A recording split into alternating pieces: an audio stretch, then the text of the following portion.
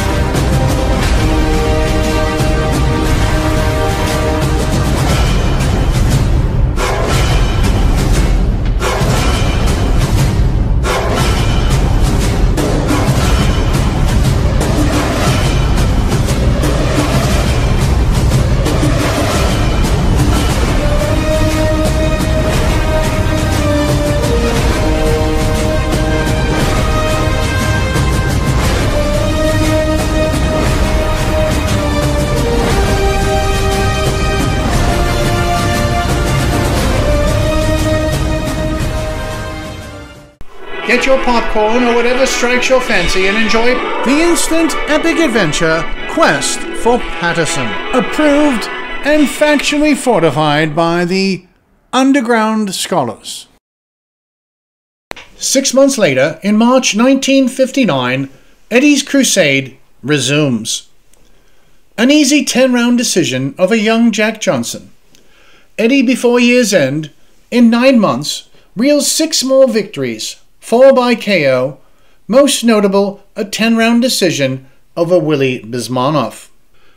For Machen, the Groundhog Day troll of Zora Foley is once again in his sights, and you guessed it, he runs interference this time via a stinker in a 12-round decision.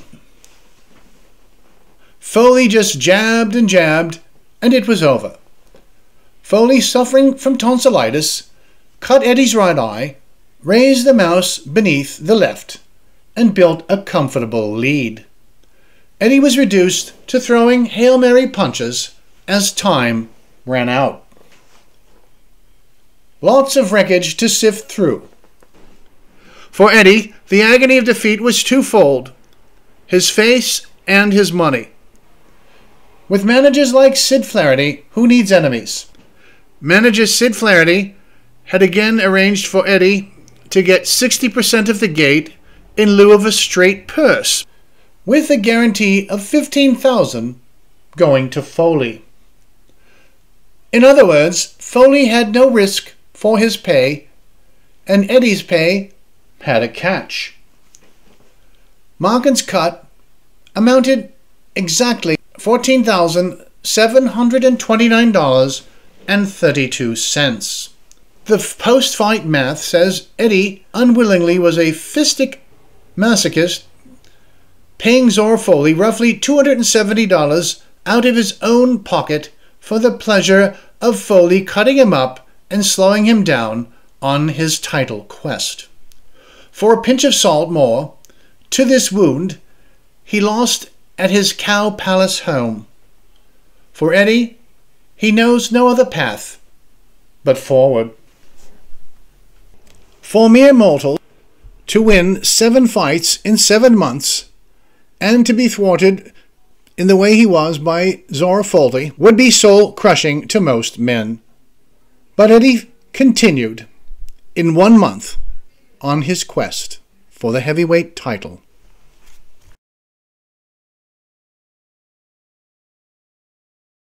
In a little more than a month, in February 26, 1960, the quest continues with a KO of Billy Hunter.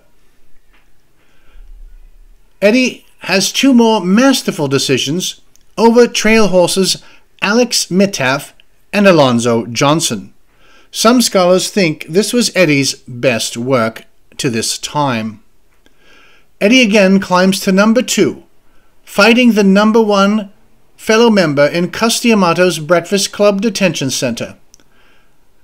in a steel cage match per se for a shot at Floyd Patterson with none other than the monstrous Sonny Liston.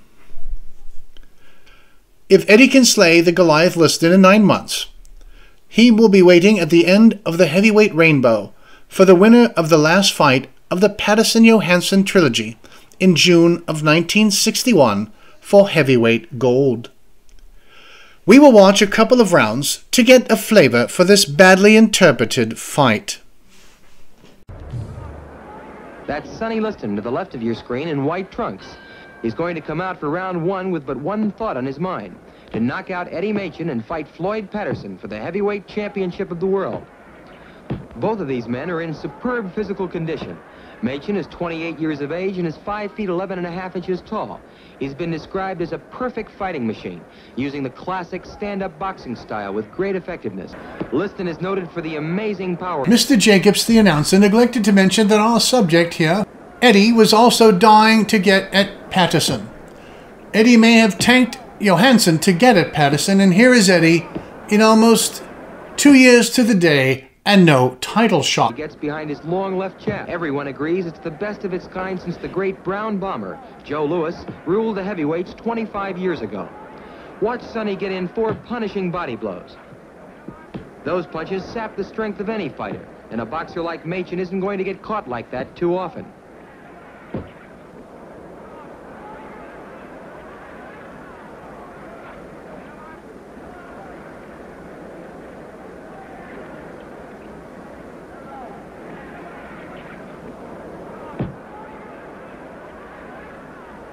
Liston is 6 feet 1 inch tall and weighs 210 pounds this evening.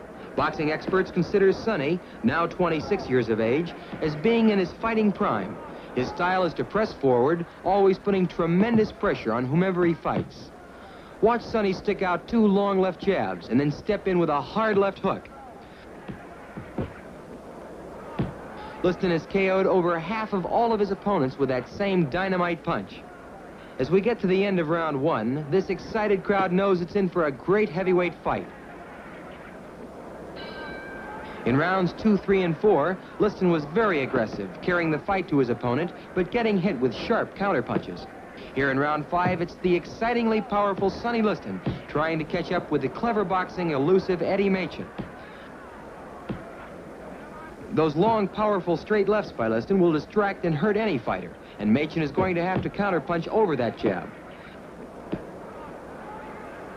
In the past few months, both Alex Mitiff and Alonzo Johnson were outboxed all the way by Machen. The previous year, Machen beat Willie Besmanoff and young Jack Johnson, and with knockout victories over Tommy Jackson and Nino Valdez, Eddie's credentials are quite impressive. In the past 5 years, Machen has beaten some of the finest heavyweights in the division. Watch Eddie get in with a solid left hook to Liston's jaw. That kind of punch serves notice to Liston he can't take too many liberties with Machen.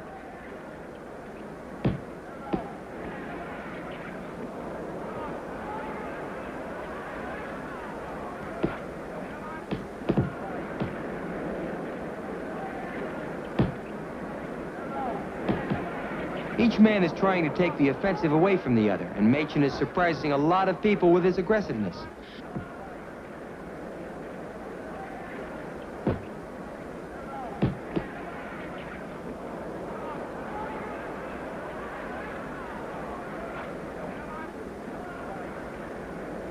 The men will go into a clinch, and Machen will spin Liston, trying to knock Sonny off balance.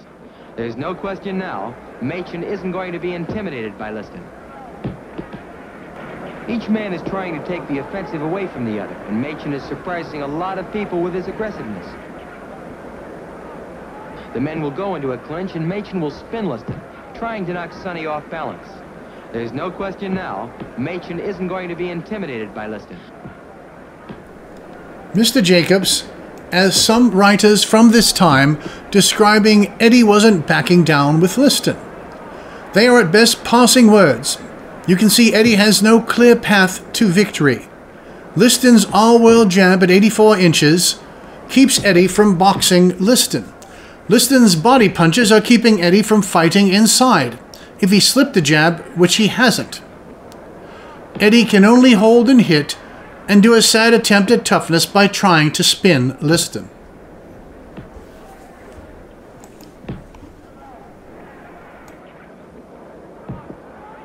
The men will clinch, and Machen once again will spin Liston out of it. Things are really getting rough in there, and while Machen is known as a boxer, he certainly isn't being pushed around. And that's the end of round 5, scored evenly by all 3 officials. Round 6 was also an even round, with Liston's aggressiveness being thwarted by the shiftiness of the smaller Machen. Rounds 7 and 8 were also close, with Liston having an edge, although finding it increasingly difficult to land effectively on his faster opponent. Machen has been boxing beautifully, taking advantage of every opening to pop in short, effective punches.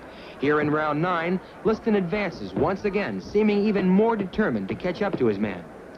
Liston has stated that he'll fight any heavyweight, any place, any time. He wants nothing more than to fight champion Floyd Patterson. Sonny has the remarkable record of having 21 knockouts in 28 professional fights. It's no wonder that most of the heavyweights don't embrace the thought of getting in there against this blistering puncher.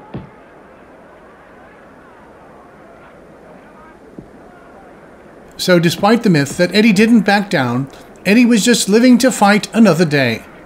Eddie is backing down once again here. Machen knew after tasting Sonny's power just from the body punches, trying to outslug Liston would be suicide. Eddie would need cuts or a disqualification, which was why Eddie roughhoused in the clinches. So Eddie was more smart than brave in this setback. Watch Liston get in some hard body shots, and Machen will pull Liston into the ropes. It's getting plenty rough in there, and the referee spots Eddie hitting on the brake, which infuriates Liston.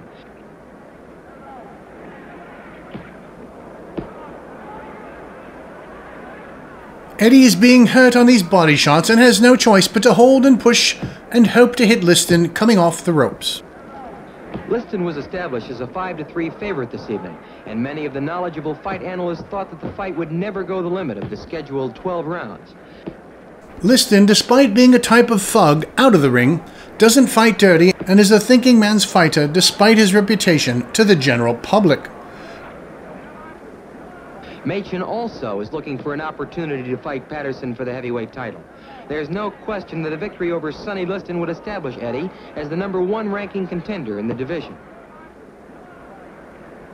Things get rough again here at the end of round 9, and the round is given to Liston for more effective punching. This is the 12th and final round. Watch Eddie throw a hard left hook and slip to the canvas. That was no knockdown.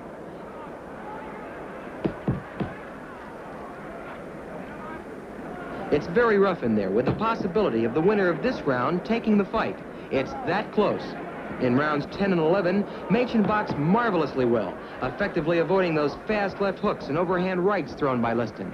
Eddie took both rounds by a slight margin. Liston will step in and land a solid left hook to the body. That's a murderous punch.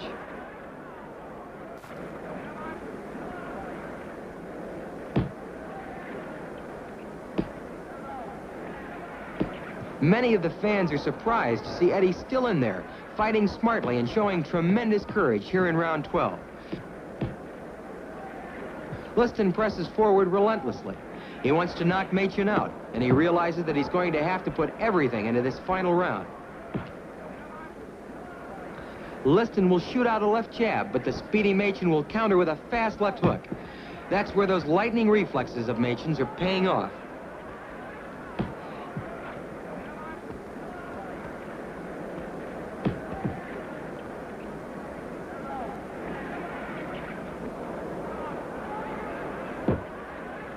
Eddie will land 2 left hooks, a right uppercut, and another leaping left hook.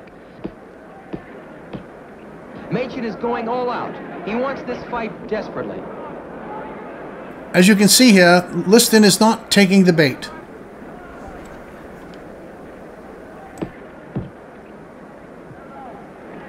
Liston will land some crushing body blows as Machen tries to tie Sonny up. Sonny can crack a man's ribs with punches like that.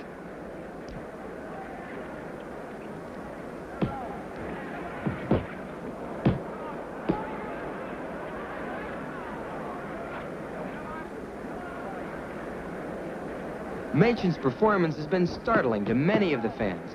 He was always known as a great boxer, but no one expected he would spend any time actually carrying the fight to Liston. Again, Eddie is being smart here. He isn't taking it to Liston. He's hoping to catch Liston coming in, but he is getting hurt with those body punches, and he is clinching quite a lot. But that is all he has left to do if he wants to survive. Here at the end shows the fight in a nutshell. Liston jabs, Liston hard body punches, and Eddie holds. Then Liston jabs and hurts Eddie with a hard right and a left hook, causing a hold.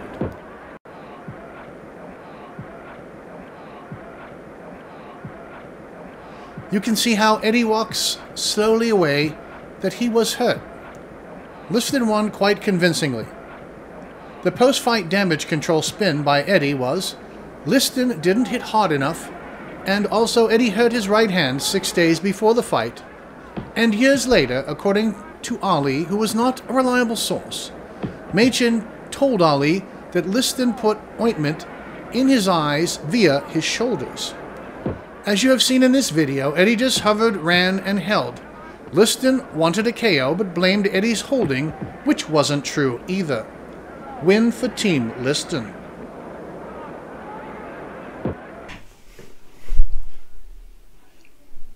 Eddie mounts the horse of recontention yet again. Eddie wins 3, 2 quality opponents in Buffet and Mike DeJohn via decision. Buffet being a big puncher and DeJohn a likely challenger everyone had to face. Then a very contested loss to the very skilled Harold Johnson. Many observers had machen winning that fight. Eddie was promised a rematch with Harold Johnson, but it never came to fruition. Then a failed attempt to fight the mouth that roared, Cassius Clay, never came to be. Eddie was more determined than ever, but needing bigger names to get back to the top. Eddie did just that, making it 5 straight. 2 against top contenders, beating Brian London and Doug Jones. He has a match with another banger, the Fast, the Furious, Big Cat, Cleveland Williams. The match on July 10th, 1962, just 2 months before the Patterson-Liston title fight, on September 25th, 1962. If Eddie can tame the Big Cat, he may get first crack at the winner of Patterson-Liston.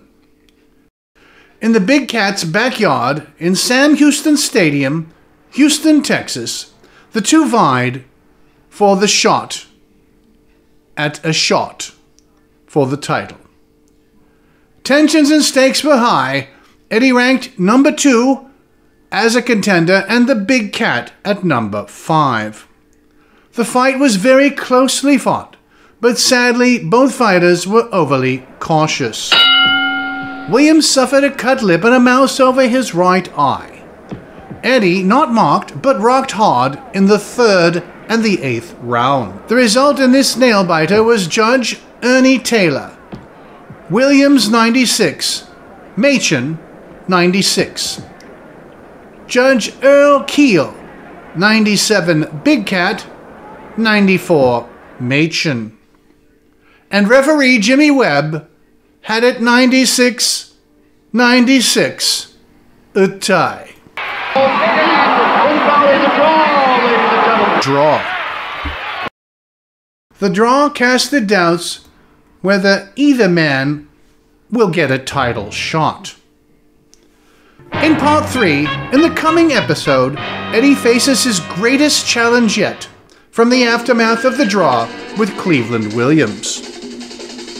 Eddie upgrades his allies. Eddie campaigns to the ever-elusive title belt.